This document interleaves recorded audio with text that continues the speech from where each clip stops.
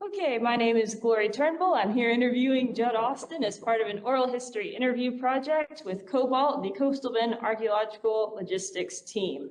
So, Jud, what's your full name? Okay, my name is Jud Austin, and I've been here with the museum since it started. And I was fortunate enough to get to go down to the Labelle recovery for some days, and got to go to Fort St. Louis some days and worked in the lab at Fort St. Louis. And then when the museum got started, I was a part of being able to get Mo Brown to take on the project at that time. I kind of brag about that because she did a good job of getting us started. Right. Are you from Texas? I'm from Victoria, Texas, mostly. We went to school here, and then we went over to Bay City for a while, and we came back here with Central Power Light Company. But we were there for 25 years, but we were here, been here since it's about 30 years now. So we graduated from, before, the Victoria College was Victoria College here. We graduated from the old Victoria College, both of us. So, me and my wife. So we kind of, even though we left for a while and didn't get all the good gossip part of the world going on, we did feel like we were coming home when we moved back. So,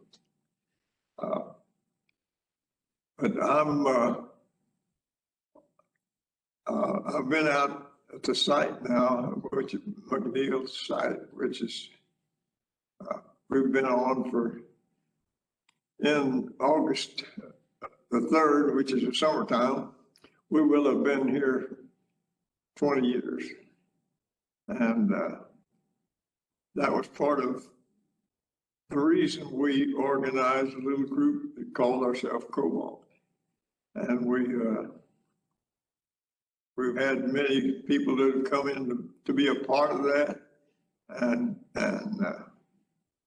some have lasted a while, and some of them moved away, and some of them died away. And I've been here forever. So other than that, all these folks that have come through have had to put up with me. I'm sometimes known as Papa Bear, Mother Hen, Head Screener, Safety Director, Overseer, and some other things that I don't choose to say that I've been known as.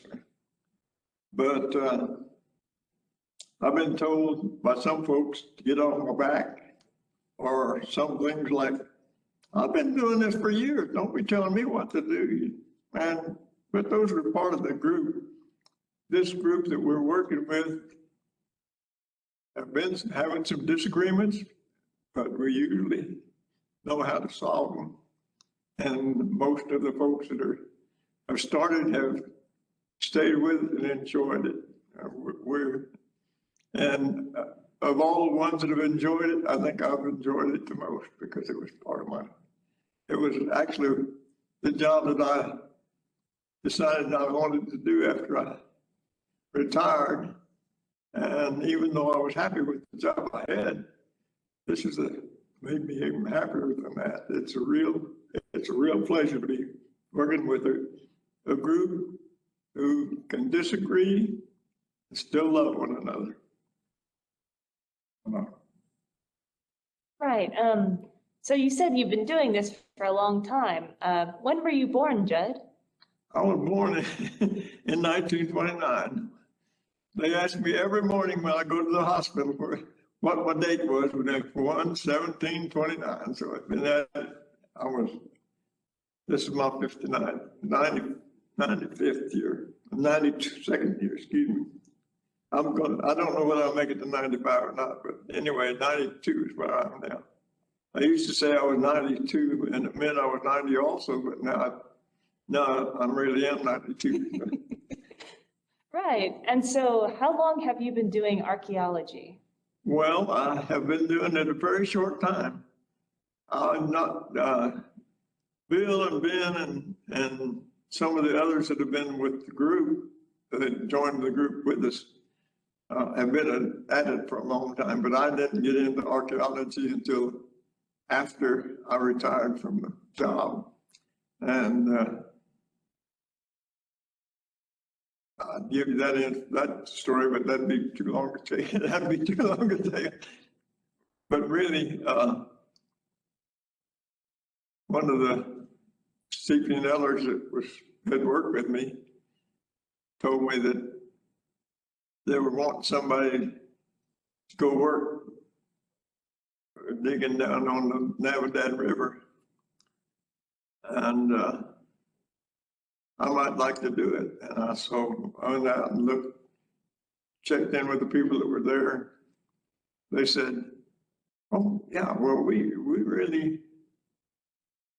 really just taking paying people mostly because it's a everyday job. And so I said, well, I wanted to volunteer. Oh, well, come on down and we'll pay you if you're there.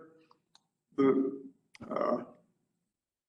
Rich Weinstein was the head of that dig, and he said, well, come on down. And if you're there 4 days, we'll pay you for the week. And of course, I was usually there 4 days, so I didn't worry about it too much. And it was close enough that I could drive each day and be comfortable. But that was, I guess, about 23 years ago. Right. What did you do for work before you started archaeology? Well, I was an engineering assistant, and my responsibility was subdivisions in Victoria. And I was here when they started the underground systems here, not the original underground town, because it's been here forever, but the subdivisions that became underground after that. We started that in about 1978, and that got to be my responsibility. And before that, when I was in Bay City, my responsibility was, well, the territory from Bridge Inn over to Wharton, well, Elk Temple, other side of Elk Temple there, and up to Eagle Lake and Columbus, and back down to Bay City and Matagorda, that area. So it was a good job. I enjoyed doing it. I was drafting for several years, and then I got to be an engineering assistant. Right. Did you ever go to college or university? I went to Victoria College, got my degree, Associate of Arts, and later they opened up a class or two down in Bay City from Victoria College. I took some classes there. And then University of Houston came in and started some classes. So I started taking some classes with them. And before I knew it, my kids had got their degrees, and I said, well, my golly, I might as well go ahead and get mine. So I came back to the University of Houston, and I got the last engineering degree, Bachelor of Science that University of Houston, Victoria passed out. Of course, they quit giving it before I got mine in, but they let me have it anyway.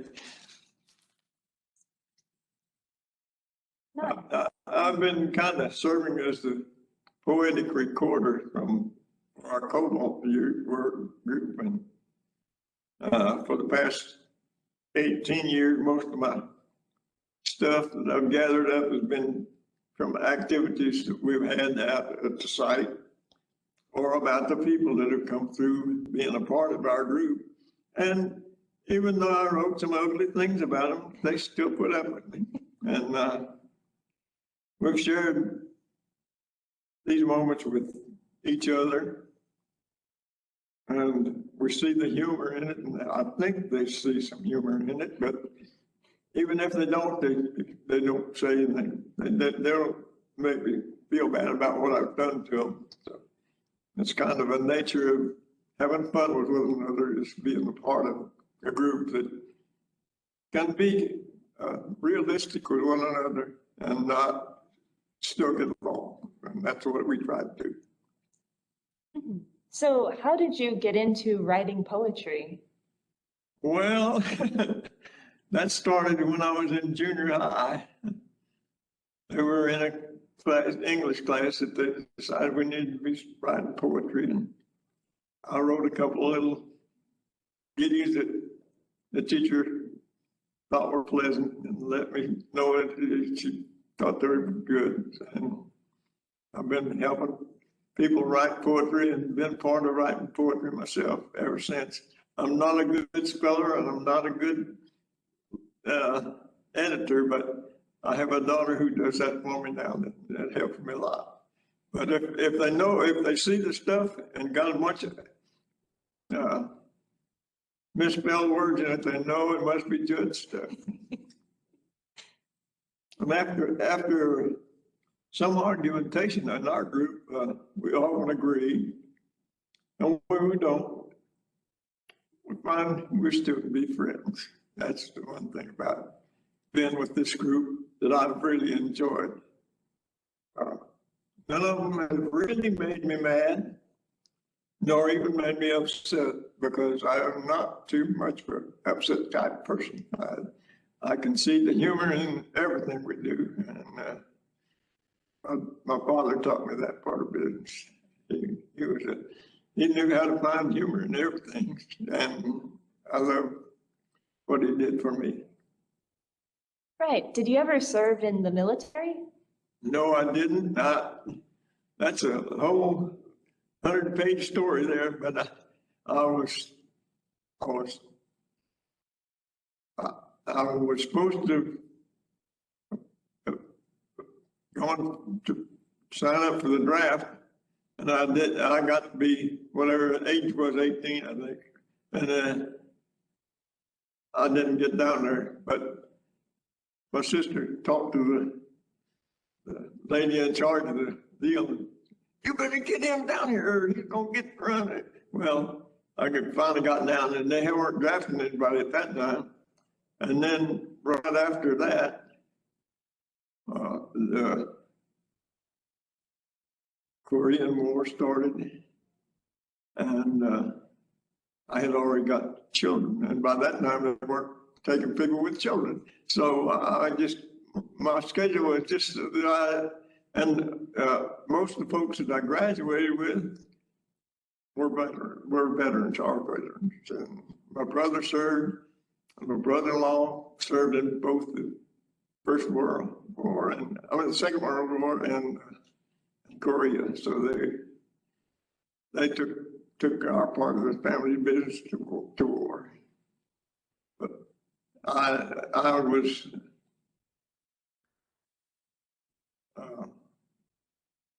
I guess you'd call it blessed by not having to go through that. Right. So you have a couple of children, yes? I have two daughters. One of them lives about a half block from me, who takes care of me. I've got one who lives in Sugar Land and comes down to see us when she needs to, and comes down sometimes. Well, our home has been a family tradition for Thanksgiving and Christmas almost since the beginning of us being together. So that's always been a part of gathering for our family. And I have 3 grandsons, 6 great-grandchildren. Well, I really had 7. We had one was born, died at birth, but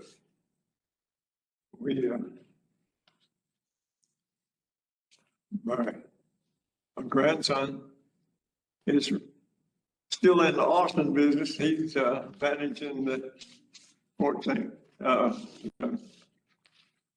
San Felipe, Jud Austin, and he's manager there. If you have occasion to be there, be sure and go. He and the state have done a great job of making that museum a good place to be. And of course, don't go there if you're planning on just spending a little time. It takes a little time to do it.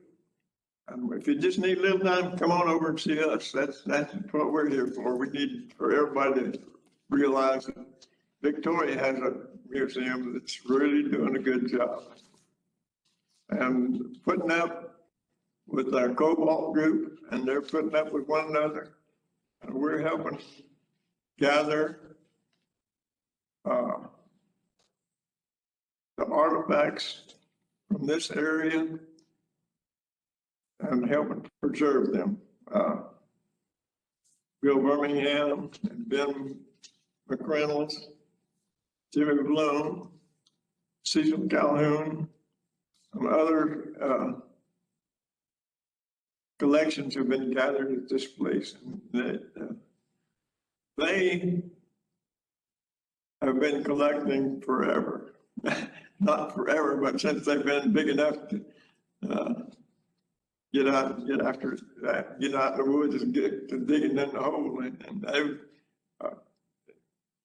Ben and Bill and Ben's brothers have kept records of what they found and where they found it, which is something that very many people don't do. A lot of people just pick up something and have it, put it in their drawer, and it's thrown away. But Bill and Ben and Jimmy and Cecil were all very good collectors and recorders. And I don't know much I can tell you about what's going on around here, but. Right. So have you ever collected artifacts or just sort of screened and worked with CoBALT? Well, no, I haven't collected. I've collected stories of the history of, in fact, I've got a collection of books of newspaper articles, books for about 10 or 12 years of things that I've been collecting in the way of articles about what was going on in those days. But I was never a collector of anything other than my own stuff that was really of any importance. Okay. How did you meet Bill Birmingham and Ben McReynolds? Well, Bill and Cecil and Cecil's wife were working at the lab. Well, Bill helped put the lab together downtown for the Fort St. Louis group and built the housing that was in the upstairs there for them. And he and Jimmy were a part of that. And when I went down to check on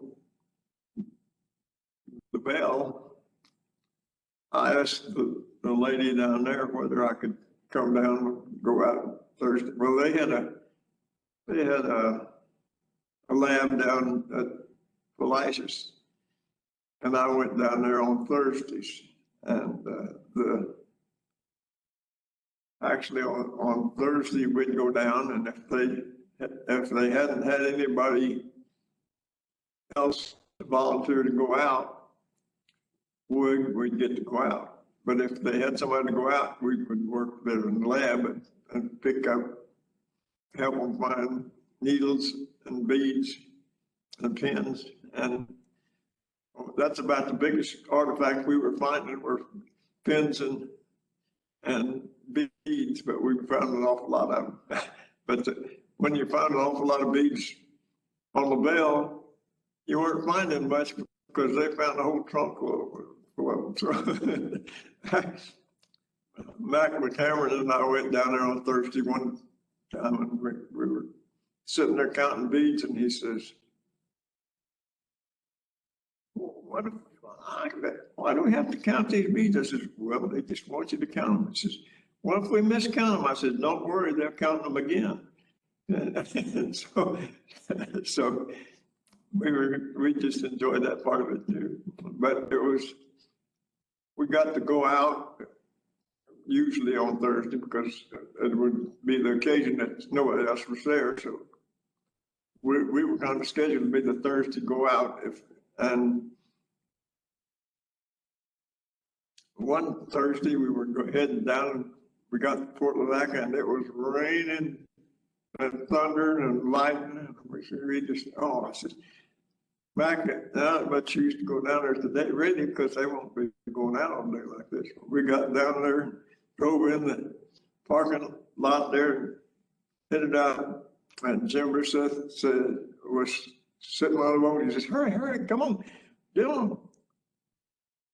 And we got on, got about halfway out there, and Jim says, "Didn't she call you and tell you not to come today?" I says, "Oh, we're not scheduled to be here today. We just got," so we got somebody else to play. But it was the worst I've ever been at sea. It was a thunderstorm, and I've got a whole story to tell about that, but I won't bore you all with that. Would you mind sharing that story? Oh, I don't mind. When we got loaded up, Mike Davis and Bill Pearson says, "Oh, you volunteers come in and get in the cab here." I said, "Oh no, I've got my rain suit on. I'll be all right." Well, I got in the cab with them. I got in the back with the cannonballs and junk that would be, I mean, not junk, artifacts that were being hauled in. And as we were coming back, they had set the cannonballs in the buckets at the back of the boat, and I was in about the middle of the back of the boat, and they had a cover on it, and I was holding on to the top of the frame there with my rain suit on, feeling comfortable, and it was really blowing water pretty fast. And I looked at those cannonballs, and they looked like they were trying to roll off the back of the boat. And I said, "Oh, I'm sorry, we're just going to lose you." But we didn't. They stayed on. But I had my rain suit on, but I had my arms up like this, and rain came right down my sleeve, right down in my filled my boots up. And that was the wettest, coldest I've been in a long time. Gosh. So having a rain suit doesn't do you a whole lot of good when the water's everywhere. Gosh. So this was working on Labelle? Yeah, that was when we were going out on Labelle. Like I said, we went down, I don't know whether it was every Thursday, but quite a few Thursdays we got to go down. And we got to go down in and look, but we didn't get to go down in and work. We were screeners. That's where after I'd gotten the screening experience, well, I told them that that's what I could do. And when I went down here in Victoria, when Bill Pearson was there at the lab, getting ready. Of course, Bill Pearson had taken pictures during he hadn't been all the pictures, but he was in charge of getting the people in and out of Labelle. They had another photographer, but he was in charge of that part of it. And he did some picture taking. And when I went down to the lab here, told him, I hadn't been on Labelle. He says, I don't remember you. And then I said, "Well, I'm sorry, but I didn't make too big of an impression." But I I was fortunate enough to be a part of the Fort St. Louis lab work that they did remember me after that. So, and I think Jim and Bill, Jim Perseth and Bill Pearson, all helped, but they know me. In fact, he gave me a note in the back of his book that he wrote. Wow. Just my name. But that's a pretty big show when you're in somebody else's book. Right. Backtracking a little bit, I'm curious, what is it about poetry that draws you to it? Do you know? Well, I've been making fun of people for all my life. And they've been putting up with it. And sometimes I put it down and sometimes I don't. But it's just, poetry is a good thing to be. And if you ever got an opportunity to do it and you're writing things down, all you got to do is get your book. It tells you how to rhyme one word with another. And sometimes you can substitute words that don't make any sense to you and still come out with a pretty good story. And did you come up with the name CoBALT? Well, yes, I did. And that was when we were trying to decide what we wanted to call ourselves. We were mulling around, and I was the one that decided to, well, how about CoBALT? That'd be coastal pen. I haven't got my shirt on, tell me what it says now, but it's coastal pen. Mm-hmm. Archaeological. Archaeological Yeah. logistics team. How about that? Okay. Thought I wouldn't remember it. Well, at my age, you're starting to forget a few things, even your own name sometimes. Right. And speaking of names, would you mind telling me about your shirt? Your shirt that you're wearing? Oh, my shirt. Well, I've had this shirt since the beginning. I've got both the McNeils are on it. Everybody who's visited there at the time when I've been there, I've tried to get them to sign. I've even got Gloria's name on here somewhere. Look at there. Yeah, right there. I'm sure glad I had you right up my sleeve here. Right. So why is it that you have people sign your shirt? I don't know. That's just some I had a shirt while we were down at Fort St. Louis, and I got Catherine Gilmore's name on it, Mike Davis's name on it, and I got lots of folks that were down there at the time. Tiffany, who I called Jennifer, and then I got Jennifer, who I called Tiffany. From names are not a really good thing for me. I've not been able to remember names. Well, I couldn't even remember how to introduce my boss. So you know you're in trouble when you can't remember your boss's name when you're trying to introduce him to someone. But I have a shirt. Now that's one of my collections, I guess. I haven't thrown away a shirt that was named on it for all this time because they're just something I keep as a memorial to let me know that of some of the people that I won't remember most of their names, but if I look at my shirt, I might be able to figure out who they are. Right. And so do you keep one for each dig or like each site that you've dug on, or? Yes, I didn't have it on my first site, and I didn't have it on the Labelle because really I was wearing that time when we were doing it down there, I was usually wearing my rain suit because it was out on the, but I didn't start my shirt collection until we got on Fort St. Louis. And, I got to thinking that'd be a good thing to do.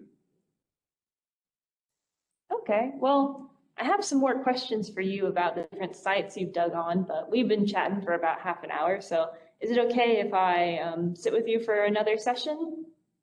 If you can think of anything that's asked about it, I'll be here to answer. But I'm running out of stuff on my own, so you're gonna have to poke it out of me.